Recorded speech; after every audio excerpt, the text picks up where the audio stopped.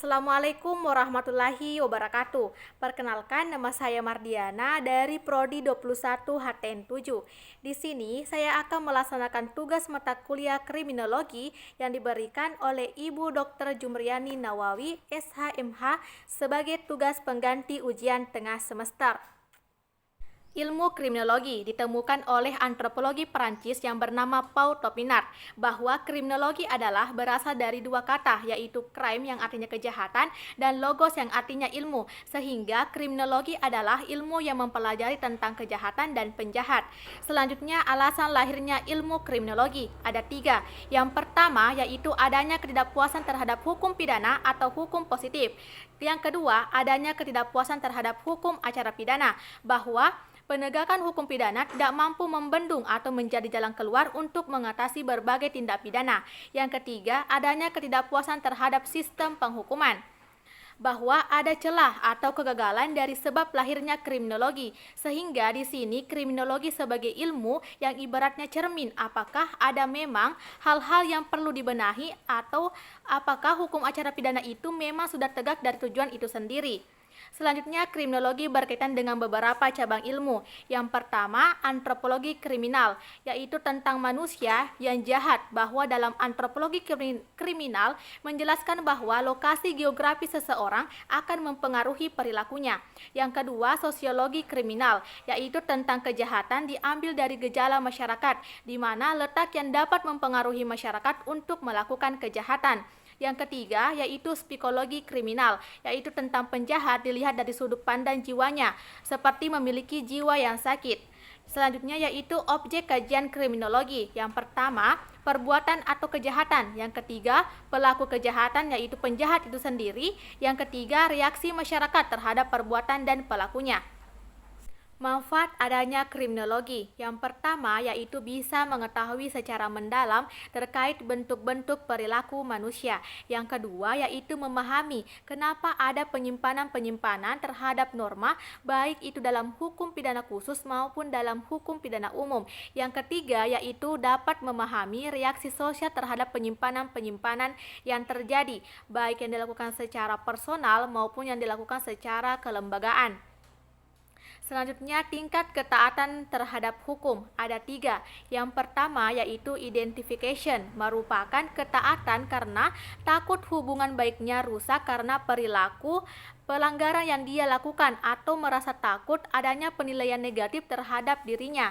Yang kedua yaitu internalization, yaitu seseorang taat karena betul-betul tidak peduli dengan pendapat orang lain, tetapi lebih memikirkan terhadap manfaat dari aturan tersebut. Yang ketiga yaitu complain, yaitu bahwa seseorang taat terhadap hukum karena takut akan sanksi yang akan diberikan kepadanya jika dia melakukan pelanggaran. Selanjutnya, fungsi kriminologi terhadap hukum pidana. Yang pertama yaitu sebagai tinjauan terhadap hukum pidana yang berlaku. Yang kedua yaitu untuk memberikan rekomendasi guna pembaharuan terhadap hukum pidana.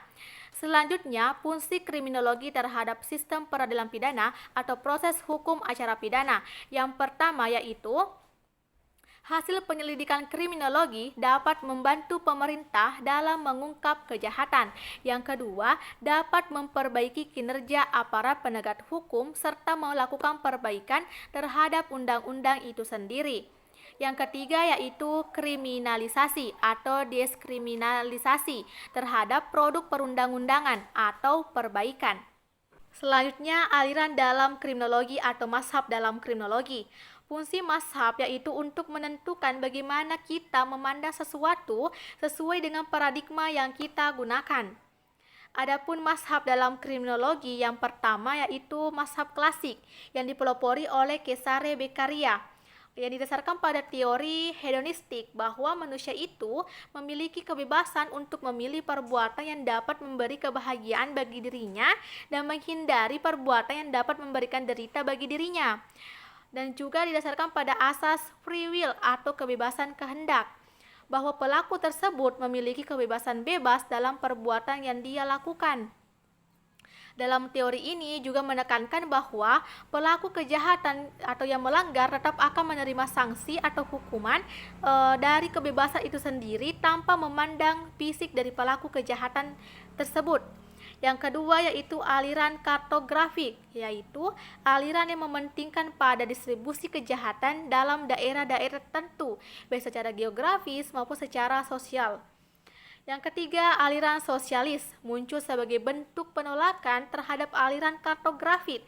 Karena menurut teori ini, sebab terjadinya kejahatan itu adanya tekanan ekonomi, bukan yaitu orang yang berada di bawah garis kemiskinan. Maka demikian, melawan kejahatan itu harus dengan meningkatkan kesejahteraan yang dipelopori oleh Edwin Suffrage. Yang keempat yaitu aliran positif fiktif yang tidak setuju dengan aliran sosialis bahwa kejahatan itu tidak didasarkan pada faktor ekonomi melainkan dari perilaku manusia itu sendiri, tetapi ada faktor di luar dari dirinya yang mempengaruhi dirinya, yaitu faktor biologi dan kultur yang dipelopori oleh Cesare Lamborso, bahwa kejahatan menurutnya itu adalah bakat yang dibawa sejak lahir, ditandai dengan ciri-ciri fisik seperti bertato, pesek, perjenggot, dan lain sebagainya. Yang kelima yaitu aliran psikiatrik, bahwa kejahatan itu terjadi karena adanya pengaruh psikologi yang menekankan bahwa kejahatan itu ada karena adanya gangguan emosional dalam melakukan interaksi sosial. Yang keenam yaitu aliran sosiologis. Kejahatan itu adalah hasil dari unsur-unsur yang ada dalam masyarakat, individu dan keadaan masyarakat. Atau kejahatan itu terjadi karena adanya gesekan dalam interaksi sosial. Orang yang melakukan kejahatan itu disebabkan karena orang tersebut meniru keadaan di sekelilingnya. Teori dalam kriminologi. Teori adalah alasan yang digunakan untuk membenarkan sesuatu yang dilakukan.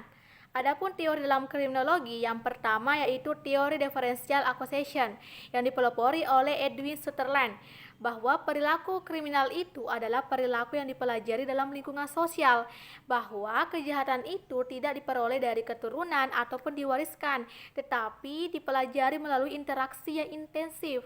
Dalam teori ini menghimbau kepada masyarakat untuk pandai dalam memilih pergaulan atau pertemanan. Teori yang kedua yaitu teori enomi atau tanpa aturan yang dipelopori oleh Emil Durkheim, bahwasanya kejahatan itu terjadi karena adanya keadaan yang tanpa aturan.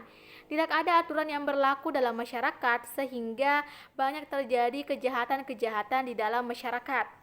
Teori yang ketiga yaitu teori kontrol sosial. Dalam teori ini mengedepankan bahwasanya kejahatan itu terjadi karena adanya kegagalan-kegagalan dari kelompok-kelompok tertentu dalam membentuk pribadi manusia, seperti keluarga, sekolah, instansi, atau tempat bekerja. Misalnya, orang tua yang gagal mengontrol anak-anak mereka. Teori yang keempat yaitu teori labeling oleh Edwin Lemert, bahwa kejahatan itu terjadi karena adanya label atau cap yang diberikan oleh masyarakat kepada orang-orang tertentu. Misalnya narapidana yang baru saja keluar dari penjara, kemudian dicap oleh masyarakat sebagai penjahat dan tentu itu akan mempengaruhi tindakan si mantan narapidana tersebut, seperti dia akan merasa dikucilkan dan dia akan menjadi antisosial.